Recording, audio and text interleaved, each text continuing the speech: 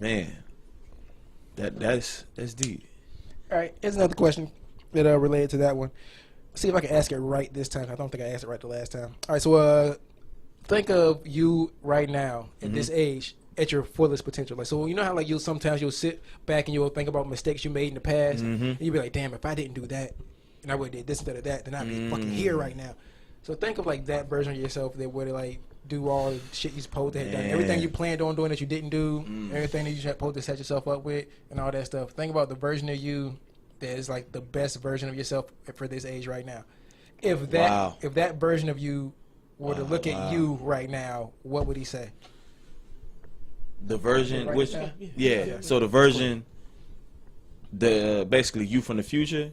No. Now. Oh, like now, like an alternate version it's of kind you. of like if I would have known what I knew then. Yeah, it's like an alternate version, Man. alternate universe version of you right now, but made all the right decisions. I got something on that. Gosh. Okay. All right, where can I start, man? One of the mistakes or one of the things I regret, kinda in the past. I was working at Newport News shipyard. My dad's been there for like years. Sometimes like over like 30 plus years. So like this was like 2007, right? I was working over there. It's working like 11 to 2. No, it's not. I mean, the 2 to 11 shift, the 2 2 p.m. to 11 at night, and it was sucking. And at that time, I was like, I was on my grind still, doing the open mic, trying to find myself as an artist, and I was so stubborn and hard-headed, but I was driven and ambitious trying to chase that I wasn't looking at like long-term like career, like taking care of family career, and I had quit, man. I never forget. I took the tassels off, left, did quit that job, but from then I did start I was excelling in the music and all that stuff. Like I had a breakout year, single. Opening up at the Hampton Coliseum, opening up for Wu-Tang twice. Like things were taking off. Like I was getting some real traction like in that, but I was like still working job to job, or I wasn't as stable. You know what I'm saying? I was doing jobs, like I had like 3 or 4 jobs, but it wasn't like a career. They were just jobs. So I love the journey of like where everything I've been to kind of come back full circle now.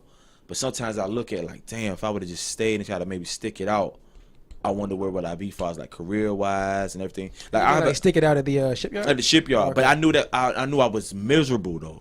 But chasing the dream I had at the time, I learned a lot. But I love that journey, like from being on the road like a little bit with Shorty Low and experiencing all this stuff. It was dope to me. Like I love the journey, like to even to where I'm at now, like where I have own business.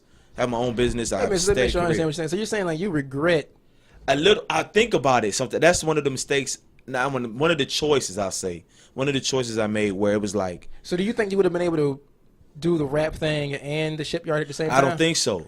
Because this why I to me it sounds like you made the right decision. Me too sometimes. Yeah. I mean, my wife might disagree, but I mean she understand now because I think I was so miserable. I look at it like this. So y'all was together back then? Hell yeah. So I look at it in retrospect. If I never had made that choice back then, it might have been the wrong one at the time. But to me, I was so passionate about what I wanted to do and what I wanted to excel in that I quit. But then I started winning these competitions. I built my relationships and my network grew. And it was like, that's when I started, getting traction with radio. And then, like I said, everything and so on and so on. And opening up at the Hampton Coliseum, which is like, ain't too many people just doing that crazy. Locally. Yeah. You know how where we came from in high school. It was like, so I was like, yo, I'm glad I did. Y'all was deep in there with poster boards and some more shit. I remember that. Yeah, so I was like, yo, I'm glad I did. I'm glad I did that. And I love the journey and everything. And even to this day, that's the same network of friends and people that I still, deal with, and they use my business. So I built my networking thing off of the music stuff. But sometimes I think about, man, if I would have stayed in that shipyard, I probably would have been supervisor. Who knows where I would have been, supervisor or whatever. But I felt like that's one of them choices. Like it could have been left or went right. And I was just wondering about that sometimes. But I feel like I made the right decision. I'm about to say, man, I have a stable career now. Like everything is good. I'm working like 3 jobs. Things are great, but that's one of them things that kind of like, ugh. Is it based off of maybe stability? That's what I you think- talking yeah, about? I think it was- I think that's it- all yeah. that is I think it was career stability. stability. Yes, it was stability at the time because like all like I mean, striving because artists like at the when time. you Yeah, the more stability you have, the less happiness you have too. So I mean, think, like, yo, yeah, that so is it's like you deep. gotta- That you is gotta deep. trade. Complacent. You get real complacent. Ooh, that is deep. Real That's a smooth complacent. trade That is right deep, there. man. That is deep. So that's just one of the things. That when you said that, but what I tell me, like what I knew, if I knew what I knew then, looking back now, I'm like, man, you'll be all right. You'll go through some stuff, man, but you'll be all right, and like you figured it out. You know what I mean? All right, what about you? The best version of yourself were to see you right now. What would you say? I don't know, man. I like, and this is one of those things I think about a lot because I never really like it. All right, it's one of those things I think about a lot because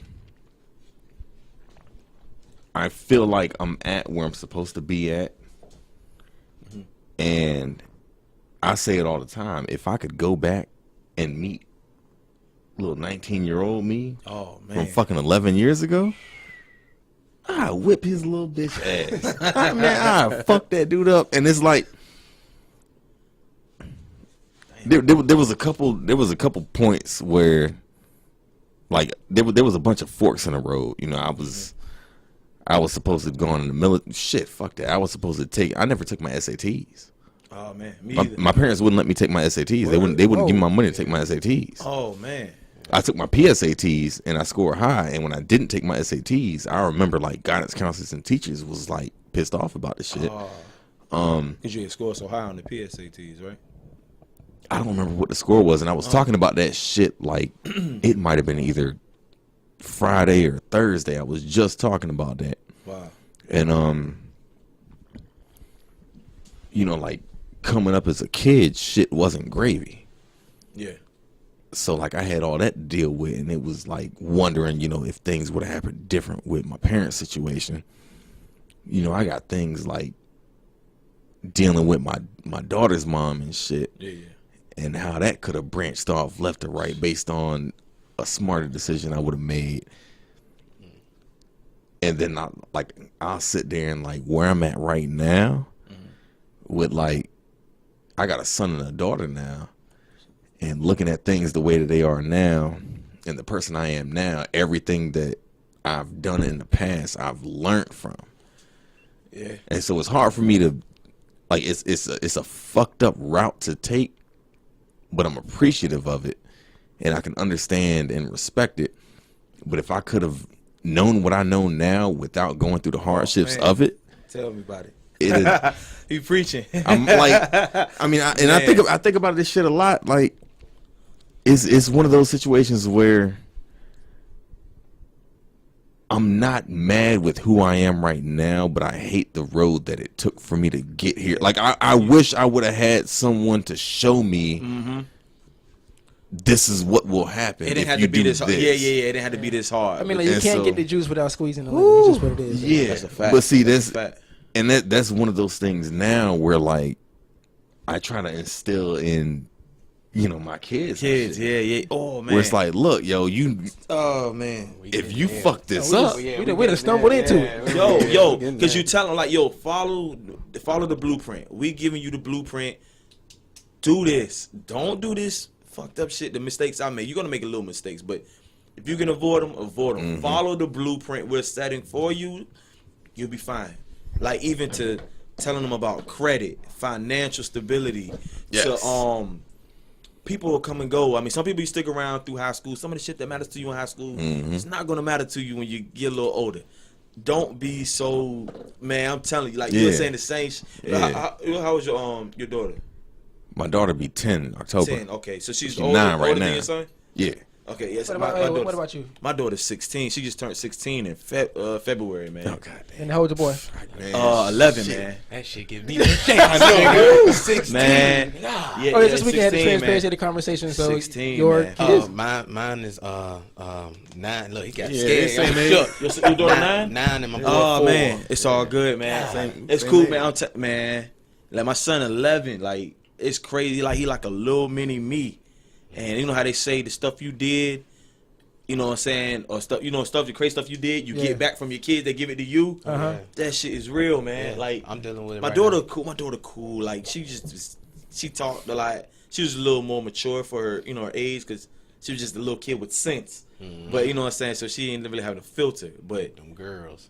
it was like it went from me thinking like I wonder what she's gonna sound like when she starts talking to like, man, I can't get her to shut up. But it was dope. Like me and my daughter, we tight, man. That's my ace, and I keep it so funky with her that it's like you ain't gonna be able, like I don't want nobody else to bullshit. I like this world is not gonna be nice to you, so you got it. I'm gonna give it to you raw, real.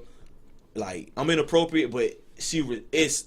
I guess I gotta give it to her. I mean, like, but is being real really inappropriate? You know what I'm No, saying? it's not. It's like, the it depends on who opposite. you talk to. It's the opposite that's messing the kids up. Yeah.